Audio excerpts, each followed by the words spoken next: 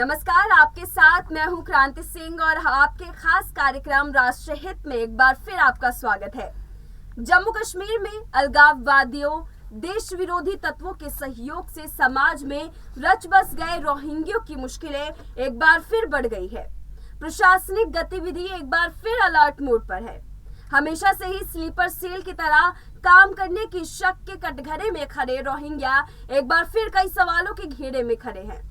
सुरक्षा के लिए खतरा माने जाने वाले अवैध रूप से जम्मू में बसे रोहिंग्याओं की धरपकड़ के लिए प्रदेश में अब तक की सबसे बड़ी कार्रवाई शुरू की गई है और ये कार्रवाई पीएम के दौरे में हुई आतंकी गतिविधियों के तहत की जा रही है।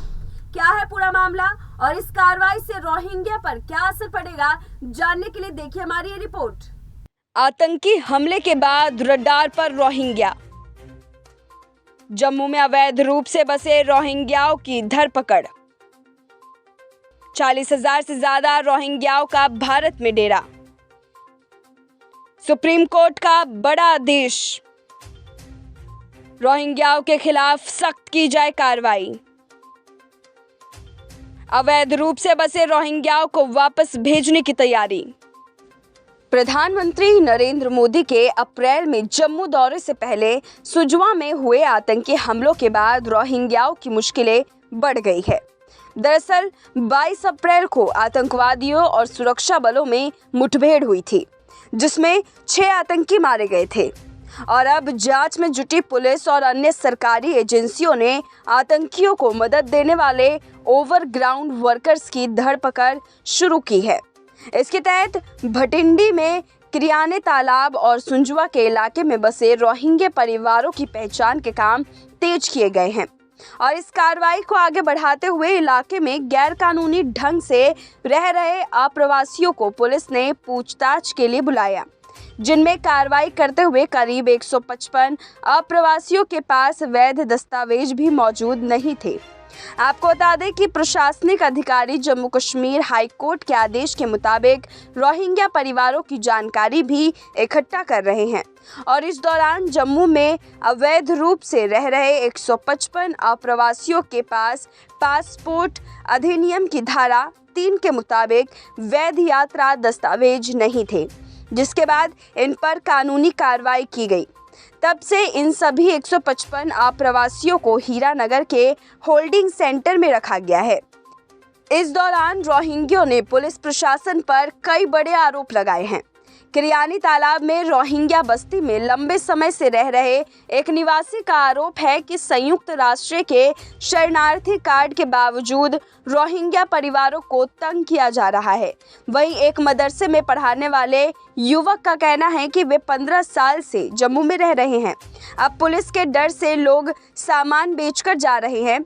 इन आरोपों के घेरों में बावजूद प्रशासनिक कार्रवाई कोर्ट के आदेशानुसार किया जा रहा है। आपको बता दें कि म्यांमार से आने वाले रोहिंग्याओं ने बांग्लादेश को सबसे पहले अपना ठिकाना बनाया। दक्षिण पूर्व कॉक्स बाजार के घने शरणार्थी शिविरों में रह रहे 11 लाख रोहिंग्याओं में से 1 लाख शरणार्थियों के ठहरने के लिए इस द्वीप पर सुविधाओं के निर्माण पर 2,668 करोड़ रुपए खर्च किए गए। कॉक्स बाजार म्यांमार के रखाइन प्रांत में सटा हुआ क्षेत्र है। 2017 में बांग्लादेश ने मुख्य भूमि से 21 किलोमीटर दूर द्वीप पर लगभग 1700 रोहिंग्याओं को बसाया, लेकिन ये लोग वहां से भाग छूटे। उनका कहना है कि उन्हें वहां परिवारों से अलग किया जा रहा है। अब वहां पर कुछ ही रोहिंग्या परिवार रह गए हैं। वे भी कहते हैं कि द्वीप सुरक्षित नहीं है। वहीं अगर जम्मू कश्मीर के पुलिस रिकॉर्ड के मुताबिक देखें तो जम्मू कश्मीर में रोहिंग्या रिफ्यूजी 1986 में पहला रोहिंग्या रिफ्यूजी का परिवार जम्मू में अवैध तरीके से पाकिस्तान से बॉर्डर क्रॉस करके आया था, जिसे गिरफ्तार कर उसके खिलाफ एफआईआर दर्ज की गई थी। लेकिन तत्कालीन सरकारों ने इसके खिलाफ कोई कार्रवाई नहीं की, बल्कि सरकारों के संरक्षण में रोहिंग्या रिफ्यूजी का नंबर जम्मू में बढ़ता रहा। सरकारी आंकड़ों के मुताबिक जम्मू के 49 इलाकों में 6,583,000 रोहिंग्या रहते हैं। सूत्रों के अनुसार इनकी संख्या 25 से 30,000 के बीच है। जम्मू, सांबा और कठुआ इन 3 जिलों में रोहिंग्या मुसलमानों की संख्या में बेतहाशा इजाफा 2008 से लेकर 2016 के बीच हुआ। इस दौरान जम्मू में आतंकी गतिविधियों का ग्राफ भी बढ़ता हुआ दिखा, जिस पर अब कोर्ट की तरफ से कड़ा रुख भी देखने को मिल रहा है। अब देखना यह है कि रोहिंग्या को लेकर प्रशासन अब कैसी कार्रवाई को अंजाम देगी। बहरहाल अब सुप्रीम कोर्ट ने हाल ही में रोहिंग्याओं के देश से निकालने की प्रक्रिया शुरू करने के आदेश दिए हैं। विभिन्न याचिकाओं पर सुनवाई के दौरान सुप्रीम कोर्ट ने कहा कि देश में अवैध रूप से रहने वालों को नागरिक नहीं माना जा सकता है और इसीलिए रोहिंग्याओं के मामले में भी ऐसा ही है। सरकार को अवैध रूप से रहने वाले लोगों को निकालने की कार्रवाई शुरू करनी चाहिए।